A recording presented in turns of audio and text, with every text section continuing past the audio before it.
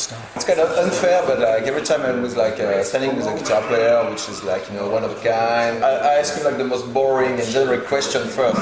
Basically, how did you learn the instrument? Like, what was the journey? Like, how did it begin? Yeah. I was 5 years old and I heard the Kiss Alive album, and as soon as I heard it, that's what I wanted to do. So by the time I was 6, put a band together. We were writing songs, we were making little demos using multiple cassette recorders to make multi-track stuff, and figured out how to do it all just as kids with whatever we had at our disposal. And we would do concerts in the basement, at the school we went to, everything, and just never stopped. And I took one-on-one lessons, strictly academic stuff, a lot of reading, music theory, and then getting into classical and jazz and all of that. For a good 8 years, and continued always studying on my own, because you are forever a student when you are a musician, or at least you should be. Yeah, and that is it, and that's been my life. Good thing with you is like, obviously you're very skilled, like you're very fluid, fast, and all that, but you're not like I'm talking like software. You're not like you always like focus on like a song approach. I would say you say focus on hooks, melodies, oh, yeah. You know, like in songs, you know. And when like guys from your caliber could easily like sometimes just rely on being technical for the sake of being technical, you know what I mean? Sometimes it'll happen. Like, but I make specific songs. Yeah. But also, I'll make a specific song solely that's intentionally for that. Like the song "Guitar Stuck," like that one. It's all just crazy, pure technical, schmechnical. But ultimately, I love songs. And I didn't even care about playing guitar, I cared about making a song. And I wanted to be a drummer, my brother wanted to be a drummer, so I wanted to be a bassist. But when I went to take lessons, they said, oh, you can't play bass? I was too young, too small. And said, you have to start on guitar. Yeah. So I was tricked into playing guitar. I had a music store. But it was okay, because I just wanted some way to be part of a group of people that make songs so that I could do for other people what bands did for me. I loved bands. Kiss, the Beatles, everything that was around in the 70s was all fantastic. So Queen, AC/DC. And that was my goal. It wasn't to be a guitarist, it was to make songs that made people feel as lifted as other bands made me feel. Yeah. Yeah, okay, it shows, you know, because yeah, I guess like it can be a temptation sometimes, like just like, oh yeah, I can play like whatever crazy stuff, just like above like 3 chords, but yeah, sadly, it's cool to focus on songs. Yeah, songs are the most important. When you have the gift to do whatever, and it will be okay. I feel like sometimes it's not even a temptation, but it almost feels like an obligation, like it's expected of me, and that if I didn't do it, I would be disappointing people or something if I didn't do the extra stuff in there. Yeah. And if I just wrote... it's cool sometimes you squeeze into a song contest. Yeah. If there's a tasteful way to just place it so that it's not disruptive, because I always say it's a very potent spice and a little goes a long way. So even just a sprinkle of it can completely flavor the stuff, where if you too much, it overpowers it, and then people don't listen to the song anymore. It takes away from it. It's very easy for that to happen. And so now we're talking like a band situation. You get Sons of Apple, which I think like is a really good band situation for you. You know, obviously like GN'R was too, because it was like you were playing big venues. I mean, the songs were great. Like I guess the pay was good, maybe, and stuff like that. But creatively, though, I'm not sure that you could. And Sons of Apple is like, I think it's good context for you. That's the thing, is that I didn't become a musician to. I don't want to feel like a utility, and that's not an insult to hired guns and people that just want to play in other people's bands and play other people's music. It was never my intention. And sometimes a special situation comes along that will just be something special for your life, and you shouldn't say no to those things. Sure. But at the same time, it can't reach a point where you feel like you're compromising who you are and what matters to you, where you feel like you're neglecting who you are. And for me, it was more important always to be in a band that creates something together. And I needed to do that. So, as wonderful as Guns N' Roses was, I always needed to be in a creative situation. Yeah, and Sons of Apollo is a Sons of Apollo does that. It's a good fit, I guess. Yeah.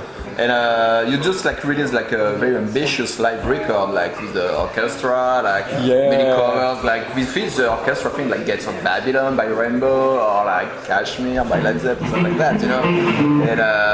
And so yeah, all this whole thing like fell into place because after one record, it's a pretty ambitious project to do. Yeah, and we're just about to start mixing album number 2, and it'll be out in January. Yeah. Okay. Have some crazy riffs on that one too. I have to start practicing.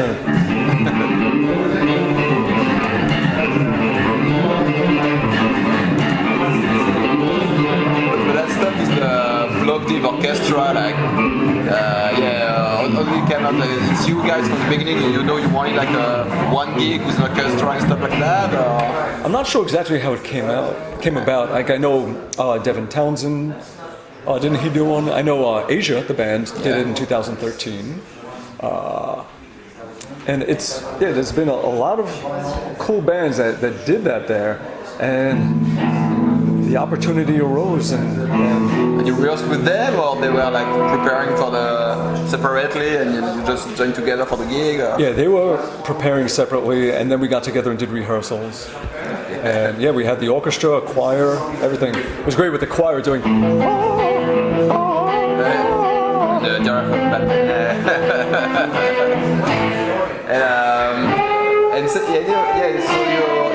So there's a sophomore record, so it's definitely not a one shot, it's a real band, Sons of Apollo, and who could fail it, you know, and I think like for the first one, like the beginning, the really early stages where like Darren Sheringham and Portnoy together, we tried to put the band together, and also you had some input in the first one, I guess. Also. Oh sure, I mean wrote a ton of music. Yeah, and so the second one, was it like band effort since the beginning, or how was it done? Well, the first one, I mean, there's a lot of songs like pretty much. There's a lot of guitars anyway. Coming Home, that one I pretty much wrote like the main riffs of it. That and Signs of the Time, I pretty much wrote like all those, like the verse riffs, the Labyrinth, parts of that. Okay, so you were already into the first one. But for both albums, it was always me, Mike, and Derek in the studio, and we would write riffs together beforehand and trade them back and forth, and then get into the studio and build on them. And yeah, you mentioned Asia. I've read like this year you joined Asia, not only as a guitar player but also lead singer. Putting the guitar down and just holding the mic. You don't play guitar in that band? Oh, I do, but then what would happen is Steve Howe would come out for the last 4 songs, and we would keep. Steve was still the band. So it was all the surviving original members. So this last show we did, it was Carl Palmer on drums, Jeff Downs on keys, Steve Howe on guitar for the last half of the show. Okay. But then John Wetton, he's not with us, and so I'm singing, playing guitar. Billy Sherwood, who also in Yes, is on bass. And by the way, you play with both Mike Portnoy and Carl Palmer. Pretty cool. Pretty cool, because Carl Palmer is a badass too. Oh, he's amazing, I saw him with ELP 10 years ago, and I was like blown away. Like all the other guys were kind of, feeling like, but he was like, he felt in his prime still. That guy is a bundle of energy. He is incredible energy he has. So much. So I play with the greatest drummers. I play with Mike Portnoy, I play with Carl Palmer, and a young guy named Kyle Hughes from the UK, just turned 22 yesterday, and phenomenal drummer. So all my solo stuff, he's the drummer. And so let's touch some gear as well. Like you mentioned having a guitar on the neck and stuff. You have like a big guitar by Vigier. The first time I saw you with GN'R was like in 2006. You had regular Les Pauls back then, but then after Chains Democracy came out, you had like this crazy double neck guitar and stuff. That's when I finally had the double neck they made up, and which is not like a double neck. Usually is like 12 string, 6 string, but you is fretless and regular neck. And I use it for everything. That's my main guitar that I use, because in my own music and everything, it's just the fretless has become such a part of my playing that Yeah. Like not having the fretless would be like not having half the strings on a guitar. Yeah. What was happening in the first place for you with the fretless thing? Well, I used to make my own crazy, weird guitars as a kid, and I would try to make some kind of strange fretless type guitars with just different types of fretboards. I had one that was nothing but coins on it, and I would play on the surface of coins, and it sounded horrible, but it was unique.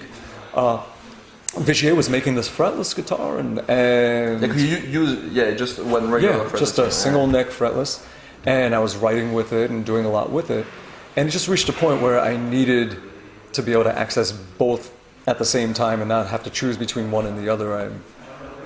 For what I wanted to do, what I was doing, really needed to have immediate access to both. So so that guitar and you get one happened. drop D and the other one regular tuning, right? For Sons of Apollo, I would do drop D on the fretted and drop B on the fretless. Okay. Yeah, so it was almost like a seventh string of a seventh string. Yeah. Okay. And what's the benefits for you to be fretless in a position with like a regular neck? Oh like, well, it has fretboard. that freedom of just having a slide on every fingertip and just everything you can do with that. Yeah. And as far as pickups goes, like you're GN'R guy, right? DiMarzio tone zone in the bridge and a chopper in the neck. Yeah. Do a 5-way toggle where it's bridge. Bridge is a single coil. Bridge and neck together. Bridge and neck out of phase, and then just neck. And amp-wise, like you always play on Engl, right? I like Engls, yeah. To me, it's a great balance of modern energy, but vintage warmth and mids. But mostly, what I'm getting a lot of the sound out of is the Line 6 Helix. So a lot of times, Engl will just bring me a bunch of Invader 2 heads that I'll use. And I'll run the Helix into the power section, and it just colors everything nicely and just boosts Also, air. your preamp sound comes from the Helix. And you use the in there just as a power amp, like you said. But even the power amp section, I find that certain amps that work better with the Helix. I find that Marshalls sometimes thin out the sound of it, and it almost overcompress, and it loses the tone. Where the Engl, it makes it sound more like an Engl. The power section, truly, it's not just amplifying; it's coloring the sound in a good way. Yeah, it makes it more organic and stuff like that. So you don't use like the cab sim, but you go into a real cab and real power stage. And Fender amps too, they work well with it. But definitely the Engl is a good combination. I do the Helix into the power section. I just plug it into the effects return, have it on complete 100% wet, and then you have the depth knob, the presence knob, and the volume knob, and you're good. Okay. And for my curiosity, like what sim do you use on the Helix? Like, are you using like what type of preamp? Like, it's a combination of the Engl, yep, that one, and then a little bit of one of the Line 6 models that they have, where I just blend in a slight bit of it, and I feel like it just adds some smoothness and some little things that aren't there by the Engl emulator itself. And the two together, it's something I used to do on the Veta 2 heads also, is I would combine 2 amps and put them together, and each one has something the other doesn't, and you find a blend. It works. And so do you prefer to use it that way because you find it sounds better, or is it because it's more convenient and more consistent to have like the same tone when you're playing big venue or just like a showcase? Consistency and convenience. Yeah. I mean, ultimately, nothing you sounds just have to better. rent like a power amp for a tour, for example. Just bring your own Helix and you're good. Yeah. To go. Yeah. And even if there's no amp, if you take the direct outs, they sound really good. Yeah. Yeah. Line 6 did a great job. They did.